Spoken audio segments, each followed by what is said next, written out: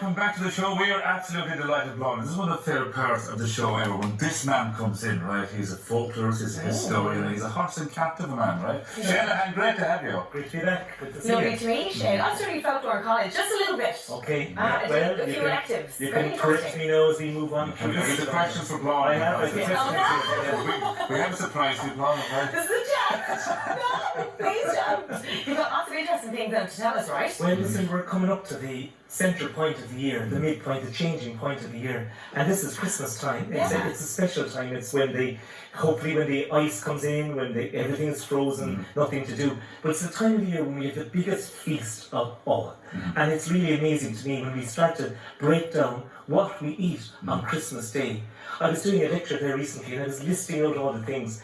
And the gang that were listening to me were absolutely flabbergasted. And when I thought about it, you think about the quantity of food we eat is exceptional. So we're going to talk today about the Christmas feast, what we eat and the traditions behind it. Yes. And one of the great things about the feast, of course, is that the first thing, it starts off with a fast. Because the period coming right up to Christmas, of course, and Christmas Eve itself was always characterised by having a bit of salted fish. So we have some salted ling here, and this is battleboard, as we call it in Cork, or bacala, as we You have to leave it soak for a few days. you have to soak it for a good bit of time. The longer you soak it, the nicer it gets. Yeah. And this was eaten, of course, at midnight Christmas mass, Eve, Christmas Eve. After midnight mass, people would have had that. And that was just getting ready for the feast that was going to come. Because I know that's a big thing at home and it's here in Cork, but was that all around Ireland? It was all around Ireland, even in Moores on the Iron Islands. You had what we call the bollock or the wrasse, the rockfish, and they were dried and they were kept as well. You couldn't have Christmas Eve without the dried fish. Because we didn't do that. Like, I'm from Bray in County Wicklow. We never did anything like this. No? Well, I bet you any money you had a massive feast the following day. We certainly And did. what was amazing is that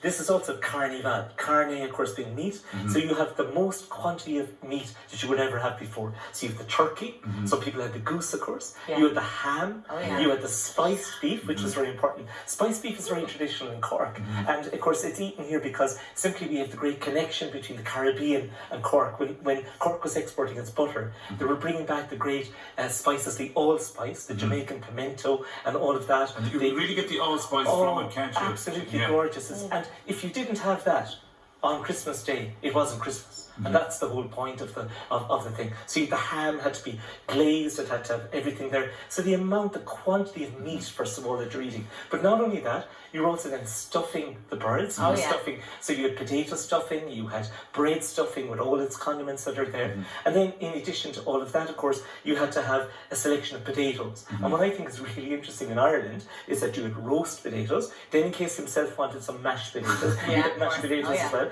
You sometimes had potato stuffing. Then you had the croquettes, which are kind of a modern thing. And then the potato dauphinoise with all their cream and garlic and so on. So you'd only about 5 varieties of potatoes to go with the feast. Did they all come in piece by piece? Piece by piece, but what's after happening now is that people have introduced, for example, red cabbage, which I saw you doing earlier on. That's right. That's become a ubiquitous part now, and all of a sudden you have to have red cabbage as a part of your Christmas dinner. And if you didn't have it, somebody's going to perk up and say, "Where's the red cabbage?" You know. So we've created these traditions and developed them. And what is even more then is that you have your gravies, you have your bread sauces, you have your cranberry sauces. Okay, you have all of those. You have your mustards that go along with all of those. Doesn't make me hungry. I know. We can't wait for Christmas Day now. One of the great traditions on a Sunday all over throughout the year was the marifat peas. That was one of the great things. There was a special double helping of marifat peas. Oh, I hate them. I hate them as well. Oh my God. You had to soak them the night before and you had to put the tablet in. That was a great tradition.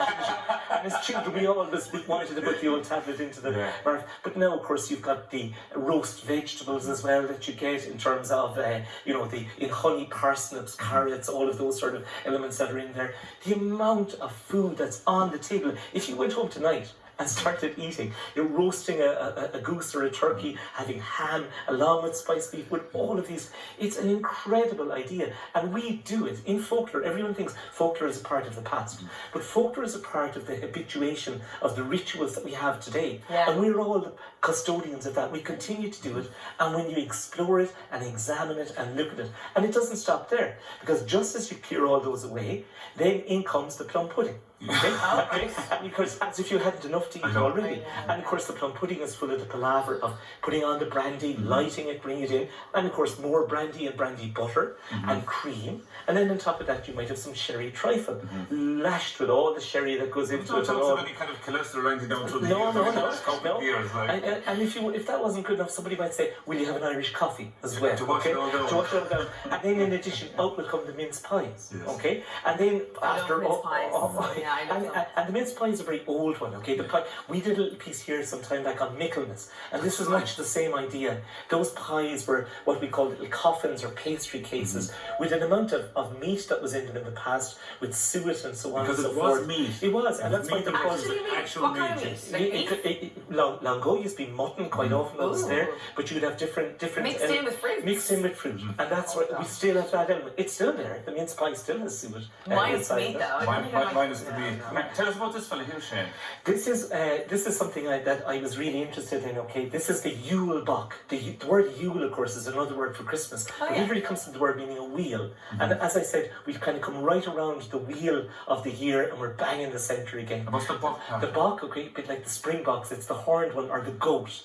Sometimes funnily enough, in Finland, this fellow is called the Yule Puki, as in the puka. The that's goat interesting. figure that's there. Yeah. But right throughout Sweden and Norway and Finland, this is the character who is the gift giver. He is the one who brings that. So you couldn't go to Sweden today without seeing one of these. And I saw one there not too long ago, and I decided I'd make one for the show today. Did you make So this? I did, yeah. Ah. I just soak all the oats. My good friend up the road, Jerm Callan and Helen, they gave me the sheaves of oats.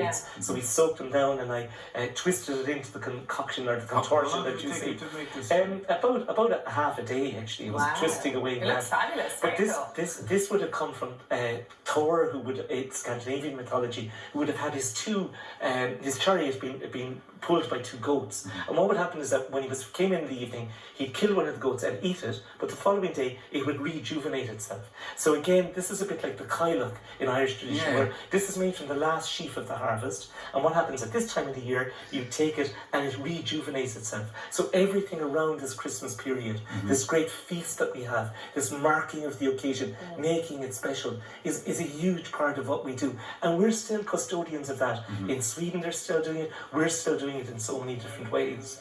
My God. It's very interesting. I've never heard of this though. I've never heard of this either. Yeah. Listen, we also have to mention the old Brussels sprouts. Yes. Oh, yeah, I they remember were that. they were the one vegetable I forgot to mention. And of course, called Brussels sprouts, they're a fairly recent introduction, about 1820, 1830 or thereabouts. Simply, they're just a cultivated form of cabbage, which they managed to, if you like, stymie their growth, and they've become synonymous with Christmas now as well. And again, you mightn't eat them at any other point in the year. but Never. It marks out at this particular love time them. of the year. I hate them. Actually, if you make them with a lovely pepper sauce, actually. Yeah, Oh, really?